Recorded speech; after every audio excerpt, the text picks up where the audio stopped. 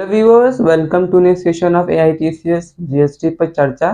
मैं अंकित आपका स्वागत करता हूं। So in today's top discussion we shall discuss a major aspect of GST that is streamline today, that is 13 January 2023। आज के इस हम डिस्कशन में एक बहुत ही इंपॉर्टेंट टॉपिक पे बात करेंगे। वो टॉपिक क्या है? वो टॉपिक यह है कि अगर किसी भी व्यक्ति का GST नंबर सस्पेंड हो जाता है तो उस स्थिति में उस व्यक्ति को GST डिपार्टमेंट के चक्कर लगाने के सिवा और कोई रास्ता रहता ही नहीं है। पर in current time GST network company ने एक नोटिफिकेशन जारी किया है कि अगर किसी व्यक्ति का GST नंबर सस्पेंड हो गया है तो वो ऑनलाइन वे से अपना GST नंबर रिवाइव करवा सकता है। So guys, come on, let's start the discussion. Hello viewers, आज का यह वीडियो आपको अपडेट करने के लिए बनाया गया है। What is that updation today, that is 13th January 2023। GST department has issued an advisory regarding restoration of suspended GST number। इसमें क्या है कि अगर GST नंबर सस्पेंड हो गया तो डीलर को क्या करना चाहिए। अब तक GST नंबर सस्पेंडेड की अवस्था में there was no any foolproof treatment except visiting to GST office and officer.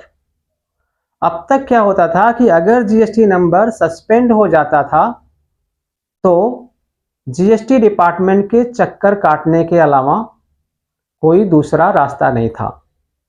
Online के थ्रू उस सस्पेंशन को विड्रॉ नहीं कराया जा सकता था। लेकिन आज GST डिपार्टमेंट ने GST कॉमन पोर्टल पे वो सुविधा प्रदान कर दी है कि GST नंबर का सस्पेंशन ऑफ ऑनलाइन विड्रॉ करा सकते हो। Before going to the main topic, we should have to know what is the suspension of GST number. GST number suspend क्यों होता है? Viewers, you must know that if any registered person in GST fails to file GST return for consecutively 6 months or for 2 quarters, then system shall automatically suspend that GST number। और GST number का suspension जब तक withdraw नहीं हो जाता तब तक GST portal पे वो GST डीलर कुछ भी एक्टिविटी नहीं कर सकता। ना वो रिटर्न फाइल कर सकता है और ना कोई अन्य काम। And doing the business during suspension of the GST number is an punishable offence. तो अगर किसी रजिस्टर्ड पर्सन का GST नंबर सस्पेंड हो गया है तो आज के बाद से वो उसे ऑनलाइन विड्रॉ कर सकता है। इसके लिए GST कॉमन पोर्टल पर वो फैसिलिटी प्रोवाइड कर दी गई है। तो इस फैसिलिटी की सुविधा पाने के लिए क्या स्टेप्स लेना होगा? पहला स्टेप्स ये है कि file pending returns with due tax, interest and penalty. उसको पहले जो रिटर्न उसने नहीं भरा है, 6 महीने की रिटर्न या जो भी रिटर्न बाकी है, पेनाल्टी के साथ, टैक्स के साथ, इंटरेस्ट के साथ, लेट फीस के साथ उसको फाइल कर देनी पड़ेगी।